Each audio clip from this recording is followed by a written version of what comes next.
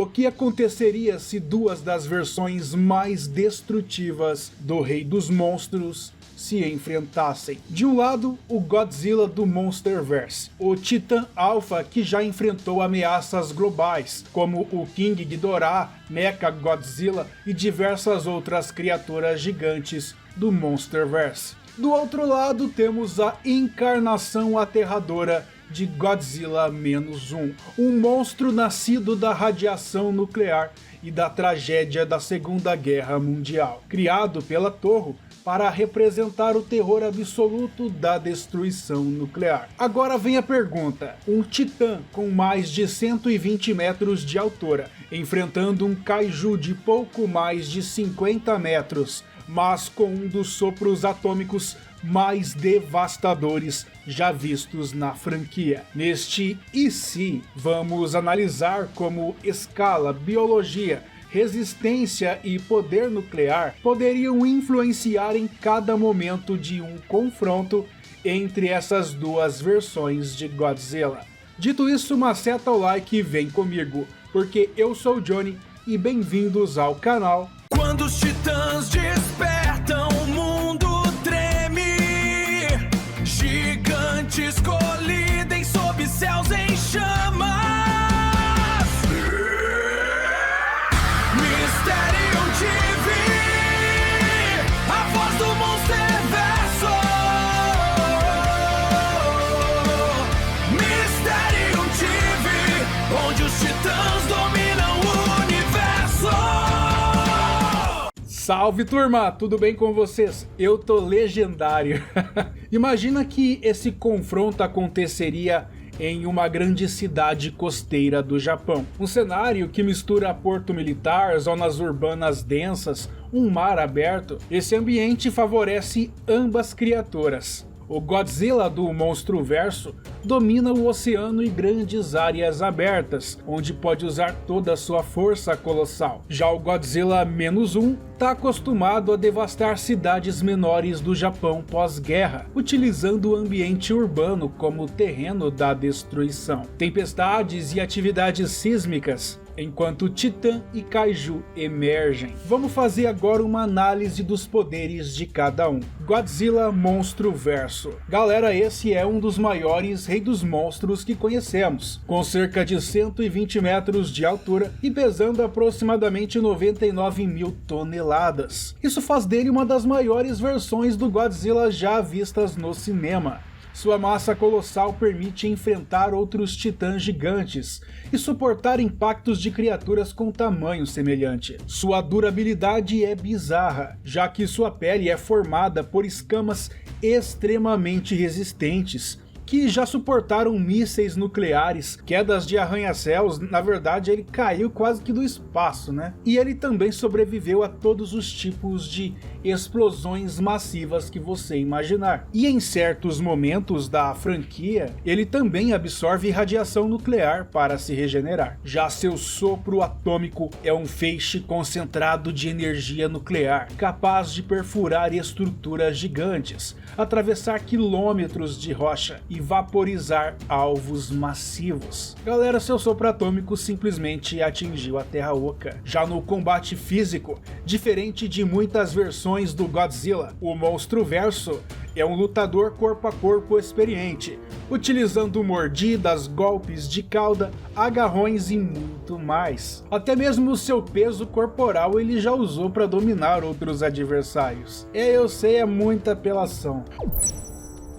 Agora vamos para Godzilla de -1. Aqui o Kaiju é um pouquinho menor, mais da metade do tamanho.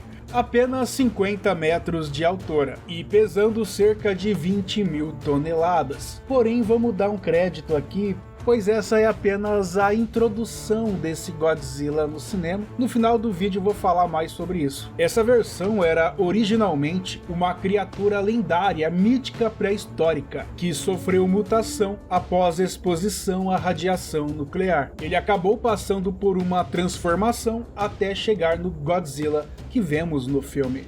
E apesar de menor, ele possui uma característica assustadora, que é sua regeneração extremamente rápida. Seu corpo pode se reconstruir após danos severos, tornando-o muito difícil de destruir definitivamente. Já o seu sopro atômico é único. Antes de disparar, suas placas dorsais se expandem e acumulam energia, e o disparo gera um feixe destrutivo, seguido por uma explosão massiva semelhante a uma detonação nuclear, capaz de devastar áreas inteiras. O efeito cria uma enorme onda de choque e destruição em larga escala. Por outro lado, esse ataque exige tempo de carregamento e causa danos ao próprio corpo do monstro. E turma, sobre o seu comportamento, diferente do monstro verso, essa versão age mais como uma força destrutiva instintiva,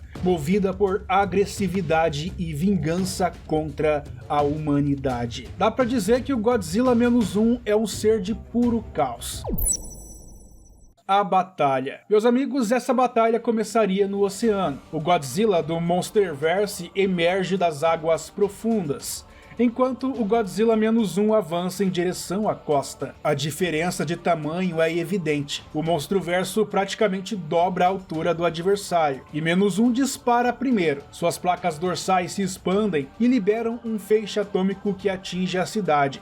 A explosão nuclear resultante destrói quarteirões inteiros. Esse impacto atinge o Monsterverse Godzilla, que recua momentaneamente, mas permanece de pé, porém bem machucado. O Titã Alpha então responde com seu próprio sopro atômico.